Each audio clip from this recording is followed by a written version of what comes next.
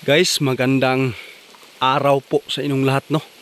Dito po tayo ngayon, guys, sa ating kaibigan na si Inkantong Itim.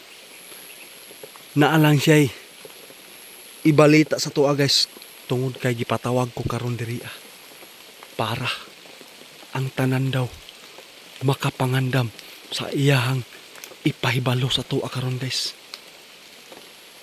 Nagpasalamat yun ta, guys, nga naapay makatabang sa tua kung unsa man ang nakita diri sa tuang mga panahon diri sa atong palibot or tibuok lungsod sa atuang mundo.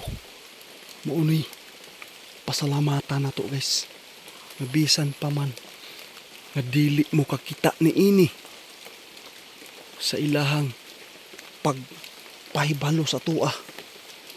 Pero mapasalamaton ko kay naatay kaibigan nga gustong mutabang sa tua kung unsa man ang mahibaluan nila diri sa atuang mga palibot. Mao kini si Inkantong Itim, guys, nga mapasalamaton kita na atay kaibigan nga buutan. Kaibigan, maayong adlaw, kaibigan. Ay salamat. Unsa man kini ang imuhang ipahibalo sa amo, kaibigan, tungod kay ikaw nagpatawag sa kuha karon nga nakay ibalita sa tanang tao diri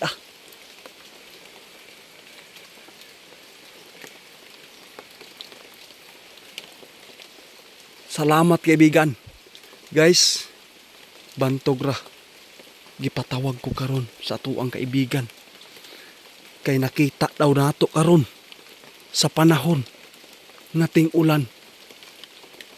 Taligsik yun, guys. Naglain yun ang panahon, guys. Mao ni pinaka-importante karon nga madungog nato sa tuang kaibigan na si Inkantong Itim.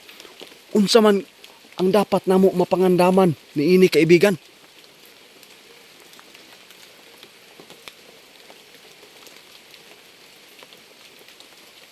Totoo po ito, kaibigan, nakita ninyo?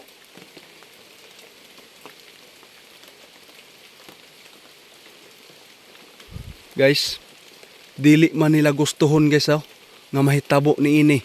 Pero maong iistorya nila sa tuwa, ibalita nila ang nakita nila diri sa ato ang palibot.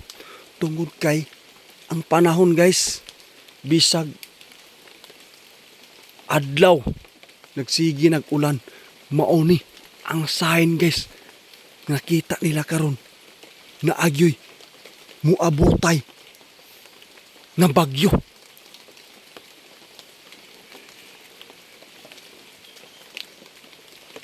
Salamat yun, kaibigan. Samtang sayo pa daw, guys, dapat mangandam ta,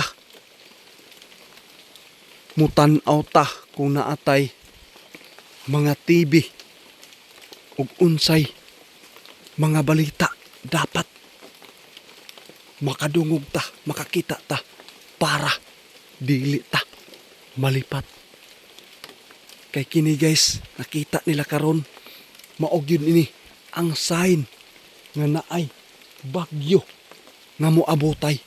Pero, kaibigan, na ako'y ipangutana, kaibigan, daghan tag supporters sa Taga-Luzon. Tinuod ba, kaibigan, nga ang target ni ini sa Luzon?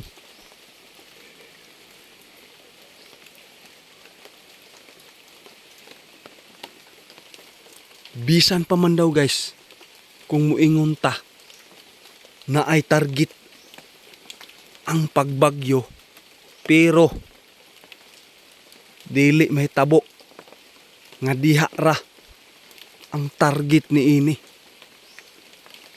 Pero ang dapat na to pasalamatan kung naata sa bukid nga walay pagbagyo, ulan ra imong masinatian, pero di ta magkampante. Guys, Ang giingon ni kaibigan, di ta magkampante tungod kay ang pagbagyo dito kung asa ang target makasinati ta diri og ulan, pero naapay pinakadelikado ni ana. Ang paglandslide sa bukid mo'y delikado. Tapos basta kusog ang pag-ulan, pipila ka adlaw, ang pagbaha ang mo resulta na ana. Salamat gid kaibigan ha. Mao ni guys nga walay pili sa kaibigan karon sa pagpahibalon niya. Daghan yun daw ang muabotay nga mga kalamidad karong tuiga. Mao gini gibalik-balik niya guys. Nga daghan yun tag masinatian nga mga kalamidad karon tuiga. Mapasalamaton kita guys kay naatay mga kaibigan na magpahibalo kung unsay dapat nato mapangandaman diri sa ato ang mundo. Mao ni pinaka-importante gid guys. Bisan pa man ug moingon ta nga naay may tabo nga mga kalamidad, pero kung nisalig man ka sa Ginoo, sa ato ang Ginoo sa langit guys, sigurado safety ka kung unsa man ang mga moabot nga mga kalamidad diri sa tuwa. Kaibigan, salamat jud kaibigan sa mga pahinumdom sa imong gibalita karon para pod makapangandam kami diri